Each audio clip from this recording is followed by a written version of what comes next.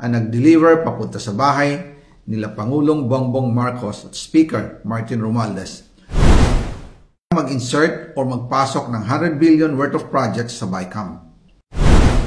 Sana po ay hindi nila ako mapatay bago ko mailabas ang lahat. Ginawa ko lang ang utos sa akin, pero ngayon, handa na akong harapin ang lahat. Ginagamit ng administrasyon ang buong resources ng bansa para tumahimik ako. That he will shoot me if I will talk. Gagamitin ako bilang panakipbutas sa kanilang kampanya laban sa korupsyon. Hindi na ako mananahimik, ilalabas ko ang lahat ng katotohanan. May resibo, may ebidensya, at may pangalan. Para sa bawat Pilipino, alam ko na buo ang galit ninyo sa akin ngayon. Nauunawaan ko rin kung bakit. Lalo na at malaki ang halagang nakataya. Pero bago kayo humusga, hayaan ninyong ipaliwanag ko ang buong katotohanan. Matagal akong hindi nagsalita dahil may direktang utos sa akin.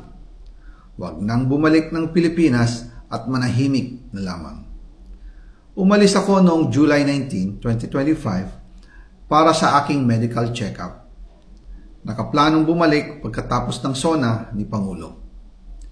Pero habang papauwi na ako, tinawagan ako ni dating Speaker Martin Romualdez at sinabihan, "Stay out of the country. You will be well taken care of as instructed by the President." Noon naniniwala pa ako sa kanila, kaya't hindi ako bumalik. Tumikom ang aking bibig, sumunod ako, pero ang hindi ko alam, ang ibig pala nilang sabihin sa aalagaan ka namin ay gagamitin ako bilang panakipbutas sa kanilang kampanya laban sa korupsyon.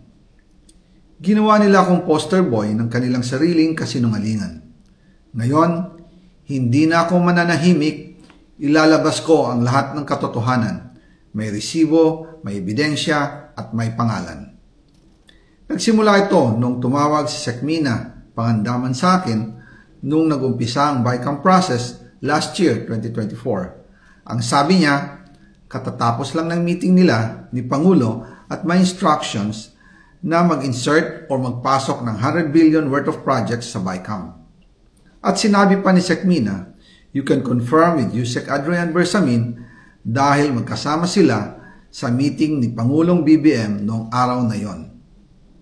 Tinawagan ko po agad si Yusek Adrian Bersamin at tinanong ko kung may instruction nga ba ang Pangulo na magpasok ng 100 billion during their meeting. Ang sabi niya ay totoo nga po. Right after our conversation, tinawagan ko po si dating Speaker Martin Romualdez at nireport ko ang instructions ng Presidente to insert the 100 billion projects. At sinabi niya sa akin, what the President wants, he gets. After ng ilang araw, nag-set po ng meeting si Sekmina Pangandaman at Yusek Adrian Bersamin sa amin ni dating Speaker Martin Romualdez sa Aguado Building in front of Gate 4 ng Malacanang at nandun din po si Yusek Jojo Cadiz. During the meeting, binigay po ni Yusek Adrian Bersamin ang listahan na worth 100 billion. Tinanong ko po si Yusek Adrian kung saan galing ang listahan.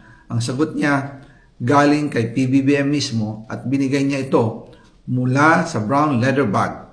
Nung sinabi po ni Yusek Adrian Bersamin, yung brown leather bag, naalala ko noong nasa Singapore kami right after the elections of May 2022 sa Hilton Hotel, kami ni dating Speaker Martin and PBBM habang pauwi at pabalik ng Pilipinas, hinabol ng PSG ang brown leather bag at ang sabi ni PBBM, maiwan na lahat, wag lang ang brown leather bag.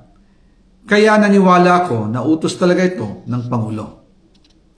Pagkatapos ng ilang araw, I informed sina dating Speaker Martin Romualdez, Sekmina Pangandaman, Yusek Adrian Bersamin, and Yusek Jojo Cadiz na kung pwede 50 billion lang ang ipasok sa program funds dahil so sobra ang DPWH funds versus sa DepEd. In practice, hindi pwede na mas malaki ang budget ng DPWH kaysa edukasyon. And yung balance na 50 billion, ilagay na lang sa unprogrammed funds for the 2025 budget dahil Office of the President din ang nagre-release ng lahat ng unprogrammed funds.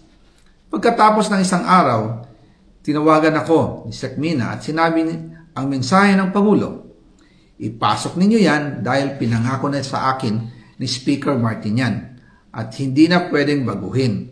Kumbaga, ang utos ng hari hindi pwedeng mabali. Again, I informed the Speaker and asked clearance about the instructions ng Pangulo. At ang sabi niya, wala tayong magagawa. Kaya po nagtataka ako kung bakit sinasabi ni Pangulo na hindi niya makilala ang budget, samantalang lahat na binawas at dinagdag sa mga ahensya ng gobyerno ay humihingi ng approval sa kanya si Sec Mina Pangandaman.